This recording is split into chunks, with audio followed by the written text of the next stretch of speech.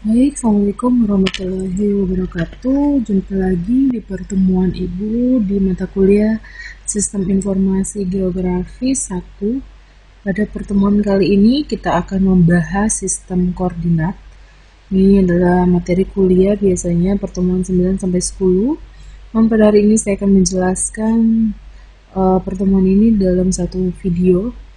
Mohon disimak baik-baik sehingga video ini ada hubungannya dengan video pertemuan 10 ya, yang mengenai proyeksi peta. Baik, untuk sistem koordinat ini adalah hal yang penting juga yang mendasar yang perlu kalian ketahui untuk memahami JS lebih dalam.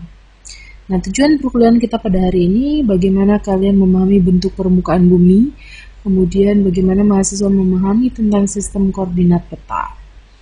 Nah, bentuk permukaan bumi atau objek-objek spasial di permukaan bumi, baik itu jalan, sungai, batas-batas, pulau, dana, administrasi, dan lain-lain, itu harus bereferensi geografis, ya, sehingga bisa direpresentasikan dengan koordinat bumi.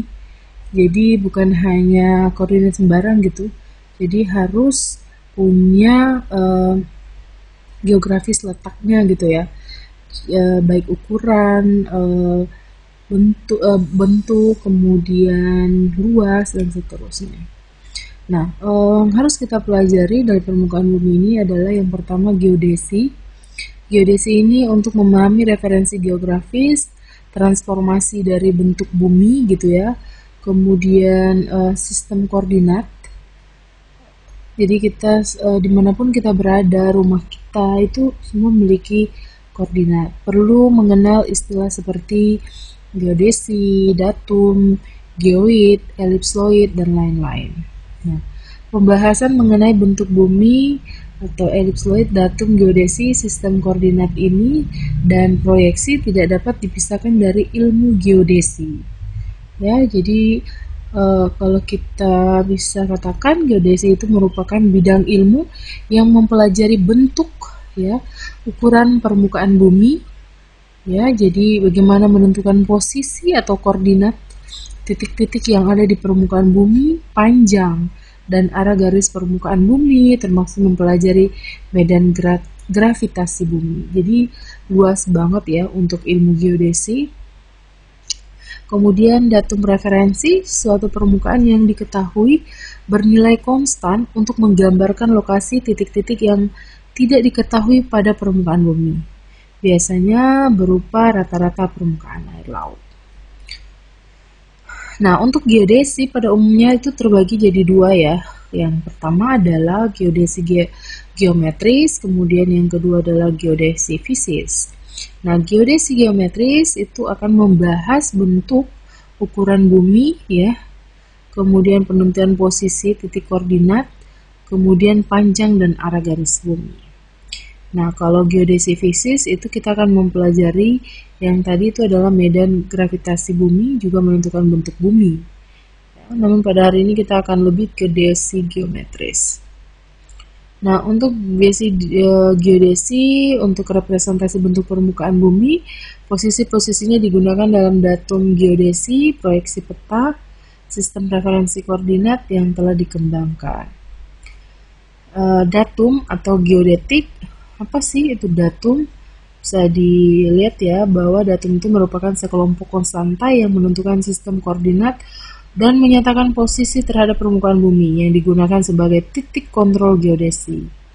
Proyeksi peta, metode untuk mengubah permukaan lengkung 3 dimensi menjadi permukaan datar 2 dimensi. Jadi kan bumi itu kan 3 dimensi ya. Nah, ketika seperti globe yang biasa kita lihat di sekolah, nah itu kan bentuk aslinya bumi. Seperti itu kira-kiranya. Nah, untuk digambarkan ke dalam bentuk atlas, peta, itu kita memerlukan ilmu atau teori yang lebih spesifik. Ini saya akan jelaskan di pertemuan 10 ya. Kemudian yang akan kita pelajari hari ini merupakan sistem koordinat, yaitu sekumpulan aturan untuk menentukan koordinat-koordinat pada peta yang dipresentasikan berupa titik-titik koordinat. Misalnya kota, kabupaten, letak bandara, letak rumah kalian, di mana kalian berdiri saat ini, itu kita pelajari di sistem koordinat. Nah, bentuk permukaan bumi juga sangat diperlukan manusia untuk aktivitasnya ya, untuk melakukan survei, apakah kita lagi di daerah pegunungan, lagi daerah laut, lagi di pinggir pantai, kemudian untuk pemetaan baik itu daerah penghasil eh, hasil bumi, kemudian tambang, kemudian wilayah pemukiman penduduk, wilayah hutan, lindung, dan seterusnya. Kemudian juga kita bisa gunakan untuk navigasi. Ya, kalau kita berada di hutan, kita lagi di arah mana, atau yang paling simpelnya adalah menentukan kiblat. Kalau orang Muslim ya mau sholat itu biasanya mencari kiblat. Nah, atau kapal yang berlayar ya, itu kan laut bentuknya sama ya. Kita sudah di mana, di arah utara ke selatan, kayak gitu. Nah, melalui sejarah panjang, gambaran atau konsep bentuk bumi telah jauh meningkat lebih baik, mendekati kondisi yang sebenarnya. Jadi memang tidak langsung menemukan bentuk yang ideal gitu ya, yang jadi ada perkembangan. Misal mulai dari model bumi yang datar ya, diperdebatkan dulu bumi itu katanya datar, kemudian modelnya cakram sehingga elips atau ellipsoid itu dia nggak bulat seutuhnya ya, jadi bumi itu sebenarnya agak gepeng apa ya, agak seperti ini, seperti apa ya, labu ya kayak gini, jadi bukan sepenuhnya bulat ya, ada radius pada ekuator sedikit lebih besar daripada kutub-kutubnya, jadi agak lebih panjang nih ya daripada yang di sini. Itu model bumi yang saat ini diakui. Nah, model bumi itu dari tahun abad ke abad itu beda-beda ya. Yang pertama adalah tiram atau cakram yang terapung di permukaan bumi laut. Konsep bumi dan alam semesta menurut bangsa Babylon kurang lebih 3000 tahun sebelum Masehi. Itu seperti ini. Kemudian lempeng datar atau ditemukan oleh Hekatus, bangsa Yunani kuno kurang lebih 500 tahun sebelum Masehi. Seperti ini. Kemudian bumi juga pernah digambarkan kotak persegi ya. Kotak persegi itu pada Yunani kuno pada tahun 500 sebelum Masehi sampai awal kurang lebih 400 sebelum Masehi. Kotak persegi panjang, wow. Ternyata bumi pernah disepakati seperti ini. Kemudian piringan lingkaran atau cakram itu ditemukan oleh bangsa Romawi. Kemudian terakhir itu bola oleh bangsa Yunani kuno. Pythagoras ini benar-benar hampir mendekati mirip ya dengan gambar bumi saat ini, yaitu kurang lebih 495 sebelum Masehi. Kemudian Aristoteles membuktikan bumi itu berbentuk bola dengan 6 argumennya. Jadi memang ada perkembangan teoritisnya ya sampai bumi itu dikatakan ellipsoid seperti tadi. Kemudian Archimedes itu 250 sebelum Masehi, kemudian Aristoteles ini yang paling banyak kita pelajari waktu SMP ya, kurang lebih 250 sebelum Masehi. Kemudian bumi itu digambarkan seperti buah jeruk asam atau lemon oleh J. Sassin tahun Cassini itu 1683 sampai 1718. Kemudian bentuk jeruk manis orange atau ahli fisika Huygens itu 1629 sampai 1695, dan Isaac Newton, nah ini 1643 sampai 1727. Nah, kemudian elips berputar oleh French Academy of Science didirikan pada 1666. Hasil pengamatan terakhir ini membuktikan bahwa model geometrik yang paling tepat untuk merepresentasikan bumi adalah ellipsoid atau elips berputar. Nah, ini berapa abad itu sampai akhirnya disepakati ya, dari bentuknya bulat seperti bola, persegi panjang, sampai menemukan elips berputar atau ellipsoid. Hasil ini banyak terbukti sejak abad 19 eh, abad 19 sampai abad ke-20 oleh Everest, Basel, Clair, Haiver, hingga US Army Map Service. Model bumi elips ini sangat diperlukan untuk memperhitungkan jarak dan arah. Ya, kalau bentuknya tidak pasti atau tidak jelas kan kita juga bingung. Kalau bumi itu datar, berarti ya tidak melengkung dong, nggak ada lengkungan. Jadi kita datar-datar ya. Kalau bumi segi empat berarti ada sudutnya. Nah, kalau bumi bulat, seterusnya ya. Kemudian akurat yang jangkauan sangat jauh, contohnya receiver GPS. Ellipsoid atau ini salah satu tugas geodesi adalah menentukan koordinat titik-titik dan jarak arah di permukaan bumi. Itu kita belajar geodesi. Untuk itu diperlukan adanya suatu bidang hitungan. Karena permukaan bumi tidak rata ya. Jadi bumi itu sebenarnya nggak semulus jeruk, nggak semulus bola gitu. Jadi sebenarnya kan ada gunung-gunung gitu ya, ada jurang. Tidak dapat dikatakan sebagai bidang hitungan geodesi. Agar bisa kita hitung, maka permukaan fisis harus diganti dengan permukaan teratur. Jadi kita buat jadi permukaan itu jadi teratur dengan bentuk dan ukuran yang mendekati bumi. Jadi distorsi ya. Jadi distorsi yang sekecil mungkin supaya kita bisa melakukan analisis yang lebih dekat hasilnya atau lebih akurat gitu. Permukaan yang dipilih adalah bidang permukaan yang mendekati bentuk dan ukuran geoid.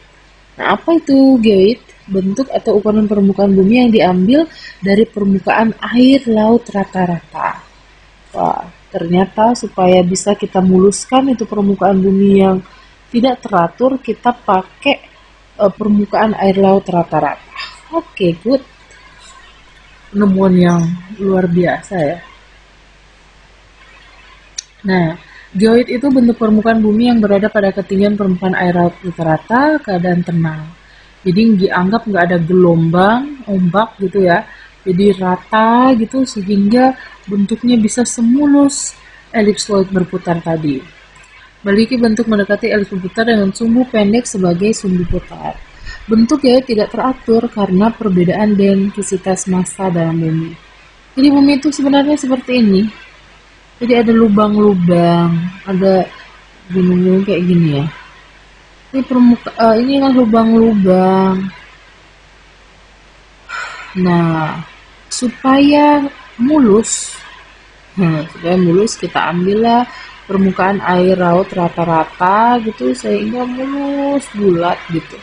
Sehingga bisa kita lakukan perhitungan kalau kita bisa anggap rata-ratanya gitu ya. Kemudian, nah ini kan masuk ke sini, jadi kita ambil yang mulus ini.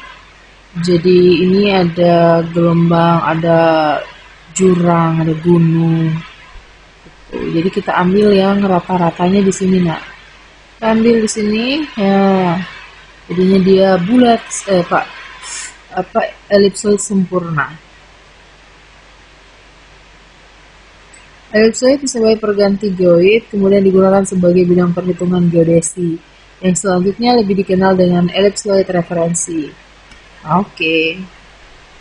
Nah, ini ada seperti ini ya, permukaan bumi yang sangat tidak teratur.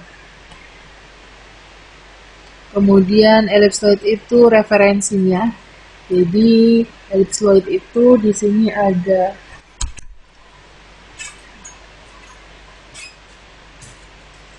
ada aksis major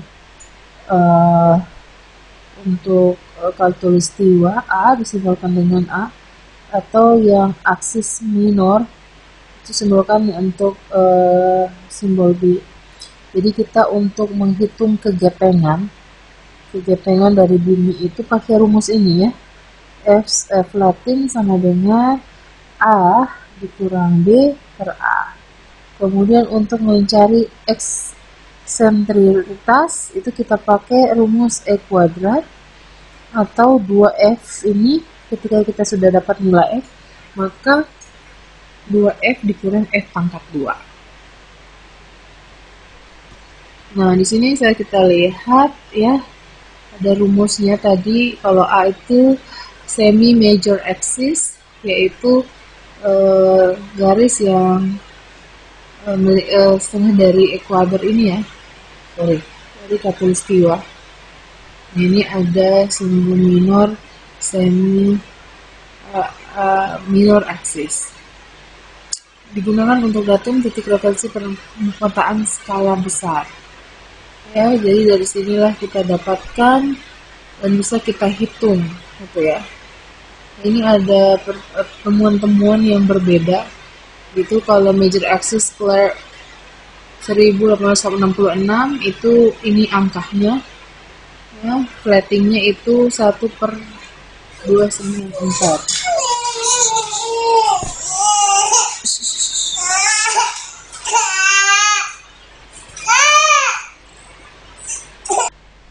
Baik, kita lanjut ya. Jadi ini adalah referensi ya.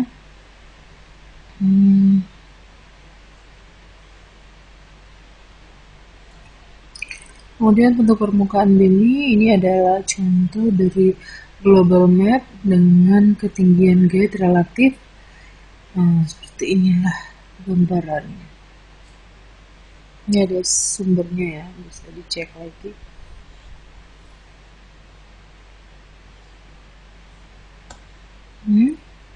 Adalah geoid height-nya ya, kedalamannya, jadi bisa dilihat di sini. Ini ada arti dari gambar warna. Karena kondisi fisik permukaan bumi atau bentuk geoid itu beserta faktor lain pada suatu lokasi negara tidak sama, maka semua negara menggunakan ellipsoid yang sama. Jadi supaya perhitungannya sama, hasilnya sama, digunakan ellipsoid yang sama gitu ya. Sehingga banyak dijumpai ellipsoid referensi tadi.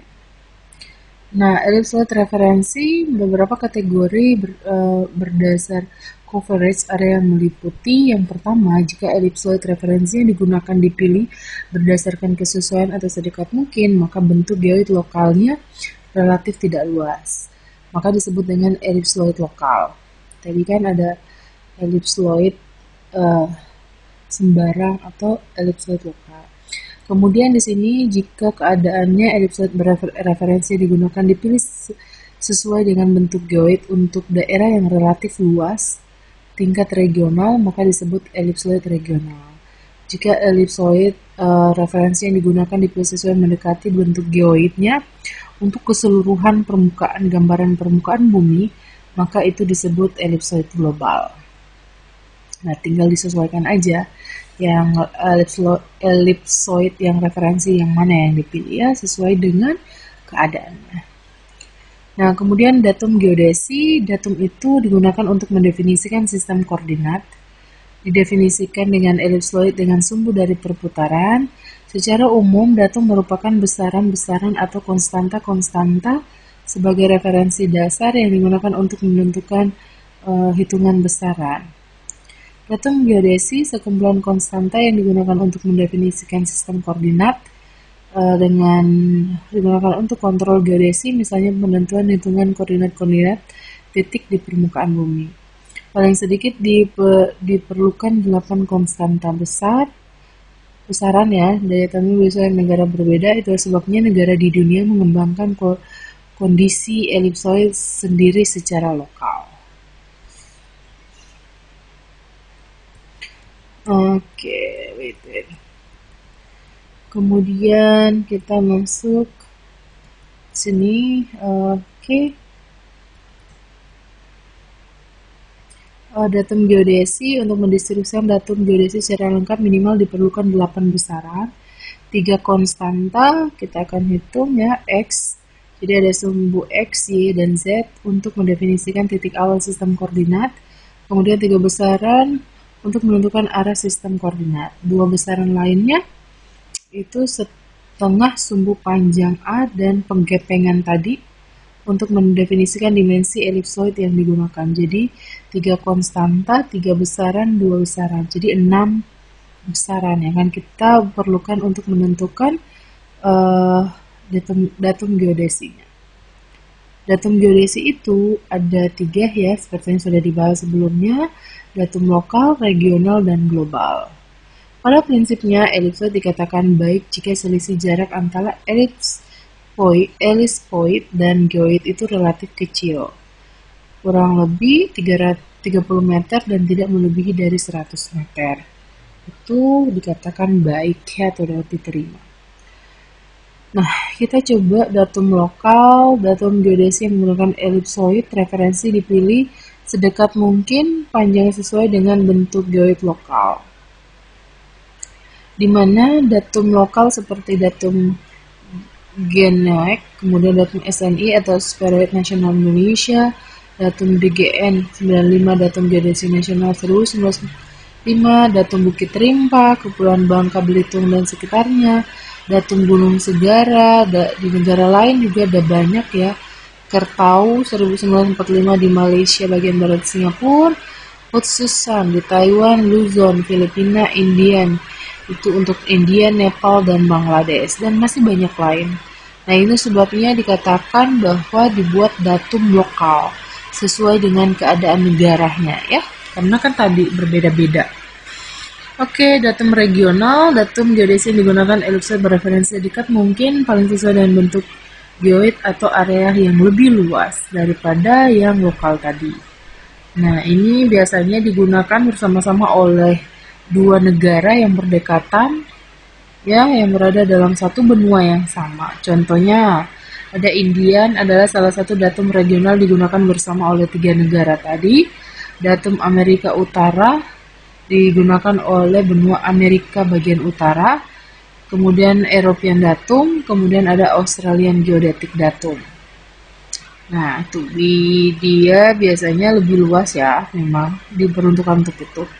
Dikarenakan problem penggunaan datum yang berbeda antar negara yang bersebelahan seperti penentuan batas wilayah, perairan, dataran, dan tetangganya maupun karena pengembangan teknologi penentuan posisi yang mengalami kemajuan pesat, maka penggunaan datum mengarah pada globalisasi. Akhirnya digunakanlah datum global yang luas atau yang bisa menggambarkan seluruh permukaan bumi ya. Nah, menggantikan tadi datum lokal yang digunakan oleh negara-negara atau negara regional yang digunakan oleh beberapa negara atau dalam satu benua yang sama. Datum global adalah datum geodesi yang menggunakan elipsoid referensi yang dipilih sedekat mungkin dan mendekati dengan seluruh permukaan bumi. Datum ini seperti WGS 60, WGS 66, WGS 72.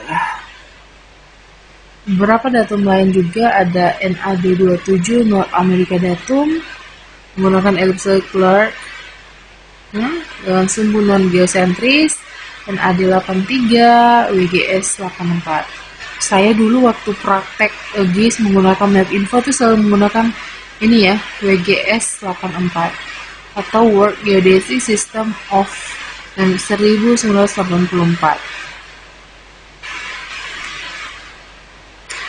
Digunakan untuk mengidentifikasi lokasi pada bumi secara akurat, diidentifikasikan sebagai origin atau prime meridian dan datum, titik koordinat X, Y, Z, unit sudut derajat, radian, panjang, meter, dan feet. Sistem koordinat merupakan sekumpulan aturan untuk menentukan bagaimana koordinat-koordinat bersangkutan merepresentasikan titik-titik yang ada di bumi ya. Aturan tersebut berupa titik asal, origin, beserta beberapa sumbu koordinat untuk mengukur jarak, waktu, sudut, sehingga menghasilkan koordinat. Nah, untuk koordinat sendiri itu dibagi jadi 2 ya, ada sistem koordinat 2 dimensi dan koordinat 3 dimensi. Kita pelajari dulu yang sistem koordinat 2 dimensi itu diterima secara meluas. Ini menggunakan sistem koordinat kartesian ya, sistem koordinat siku-siku, dan sistem koordinat polar. Nah, kartesian yang ini ya, Jadi koordinat sistem dimana ini paling sering banget kita gunakan ada sumbu X dan Y, kemudian kita berada di titik mana, maka itu menunjukkan misalnya X-nya 3, Y-nya 4. Berarti kita berada pada titik 3,4. Sumbu X mewakili Y mewakili utara, X mewakili arah timur. Nah, seperti ini ya. Jadi ada longitude dan latitude.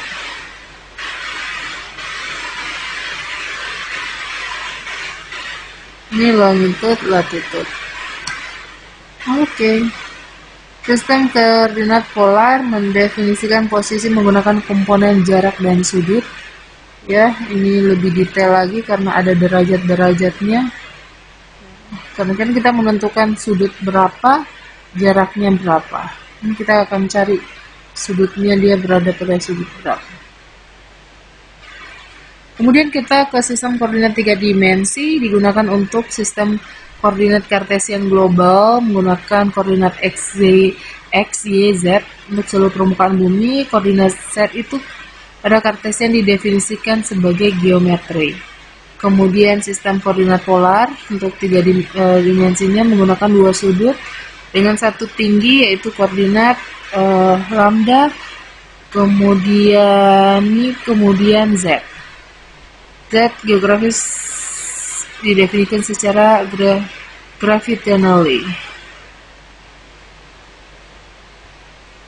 Ini 3 dimensi ya untuk Cartesian koordinatnya. Jadi ada Z-aksis, kemudian ada Y-aksis dan X-aksis. Nanti bisa ditentukan kita berada pada titik ini, itu ada nilai X, Y, dan Z. Nah, untuk 3 dimension polar atau 3 dimensi untuk polar coordinate nanti ada lambda, mu, dan Z. Oke, kemudian sistem koordinat geografik ada mu, lambda, dan Z. Itu latitudenya mu dan longitudenya lambda didefinisikan sebagai elipsoid, suatu berbentuk elips berputar di sumbu.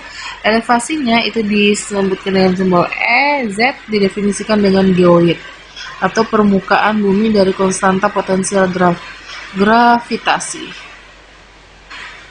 Oke. Seperti ini ya, 3 prime meridian, ada lambdanya, tinggiannya, mu-nya, kemudian ekuadornya. Kalau di sini mu sama dengan 0. Kalau di daerah sini. Oke, seperti itu ya. Ini untuk gambar lebih detailnya hubungan elipsoid dan lintang bujur. Untuk memudahkan menentukan letak wilayah di bumi, para ahli membagi wilayah bumi dengan 2 garis. Yang paling terkenal garisnya tidak kalian ketahui, latitude garis lintang dan longitude garis bujur. Garis yang memotong bumi menjadi 2 belahan, utara sampai ke selatan, dan tengah-tengahnya dinamakan ekuador, sehingga dikenal dengan belahan bumi sebelah atas, dan ekuador disebut U, dan wilayah bumi yang berada di bawah ekuator disebut lintang selatan. Masing-masing belahan menjadi beberapa garis besarnya dinyatakan dengan derajat, menit, detik. Ya, kita akan belajar sebentar cara membaca ya. Baca lintang, garis, dan menit. Suatu garis memotong bumi menjadi 2 bagian yaitu barat dan timur. Tengah-tengahnya disebut dengan prime meridian. Ini ya, motong bumi itu yang di tengahnya sini disebut prime meridian. Kalau membagi menjadi 2 seperti ini itu adalah garis khatulistiwa. Masing-masing belahan dibagi menjadi beberapa garis bagian di mana besarnya masing-masing bagian dinyatakan dalam derajat, menit, dan detik. Ini ya. Oke. Kemudian lintang bujur, titik pertemuan antara kedua lintang dan bujur disebut koordinat. Nah, ketika ada titik pertemuan dari garis bujur dan lintang, itu kita bisa dapatkan koordinatnya. Nah, ini meridian prime yang membelah dari utara ke selatan ya. Itu pada tahun 1884 disepakati meridian Royal Observatory itu ada di Greenwich, Inggris dengan meridian utama sini. Makanya orang banyak foto di sini ya, ini berada pada belahan bumi. Kalau kita di Parigi itu ada ya, garis khatulistiwanya kita ada di Parigi sana. Sehingga di sini koordinatnya itu adalah 0,0. Ini adalah masih meridian utama. Ini adalah garis ya, dimana kita berada pada prime meridian yang 0,0. Nah, sekarang kita proyeksikan peta. Ini akan dibagi ke dalam beberapa bagian. Nah, dari minus 180 sampai 180, ini minus 90 sampai plus 90. Nah, latitude longitude di sini kita akan melihat posisinya seperti ini. Jadi ini adalah contohnya Surabaya pada Surabaya yang bisa kita lihat format posisinya.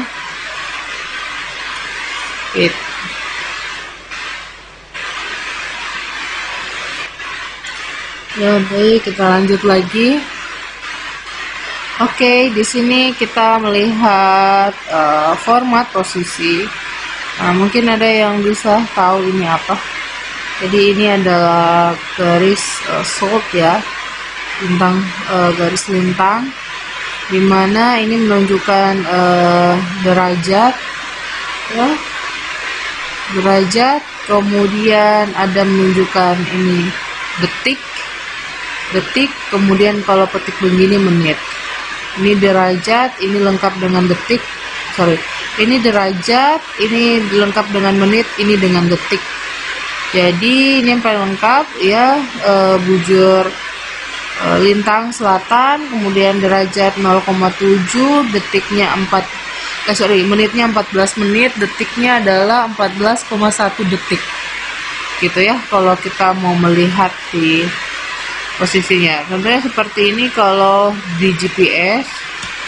Kalau mau melihatnya ya, ini salt atau lintang selatan 7. Kemudian ini E itu garis bujur atau longitude. Nah, lintang east ya, lintang utara. Kemudian kita bisa lihat bahwa ini adalah derajatnya, ini menitnya, ini detiknya untuk di lintang selatan. Kalau gini, ini derajatnya, detiknya, menitnya. Nah, ada perhitungannya yang bisa kita pakai rumus ini.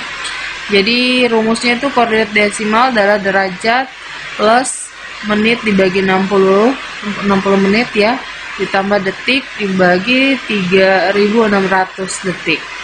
Maka kalau yang tadi itu 7 tidak berubah ya.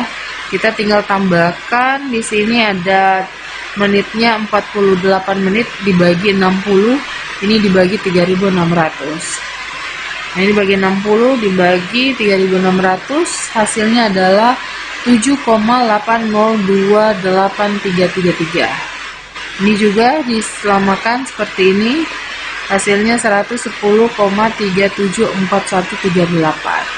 Nah, jangan lupa untuk menambahkan minus pada koordinat latitude untuk lokasi yang berada di sebelah selatan garis ekuador, karena tertulis salt atau lintang selatan, jadi koordinat desimalnya itu didapat adalah latitude atau lintang ini minus ya, kemudian untuk bujurnya itu positif.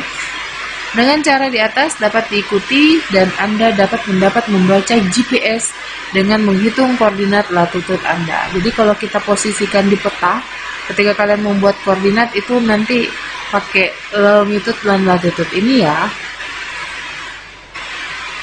Perhitungan jarak bumi, contohnya berapa panjang 1 derajat para meridian paralel pada titik N north 30 derajat, S-nya 90 derajat, dengan radius bumi 6.370 km. Nah, ini kita rubah dulu menjadi radians, di mana 180 derajat itu sama dirubah ke 1 derajat, jadi dibagi ya, ini pi per 180, jadi 3,1 dibagi 180 jadinya ini. Jadi kita cari lagi yang radius buminya dikali dengan ini, jadi 111 km untuk pada meridiannya. Kemudian paralelnya kita cari dengan menggunakan costan T6 ini radius bumi dikalikan dengan ini dikali cos 30. Hasilnya adalah 96,5 km. Seperti itu ya pakai rumus ini. Nah, sekarang ini adalah latihan soal kalian. Coba cari ini angkanya, panjang antara titik radius bumi ditentukan 6.370 km.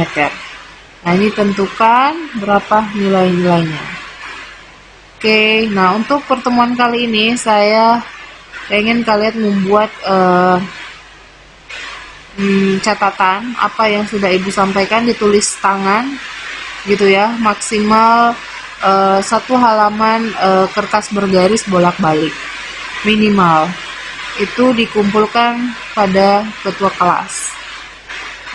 Yang ada tugasnya baru ibu anggap dia masuk ya. Begitu juga untuk pertemuan ke-10 nanti itu dibuatkan juga tulisan resumnya minimal 1 lembar kertas bergaris bolak-balik. Jadi kalau digabung pertemuan 9 dan 10 itu 2 lembar kertas bergaris bolak-balik. Baik, itu saja dari ibu. Terima kasih sudah menyimak video ini sampai selesai. Jangan lupa tugasnya ibu akhiri. Wabillahi taufiq wal hidayah. Wassalamualaikum warahmatullahi wabarakatuh.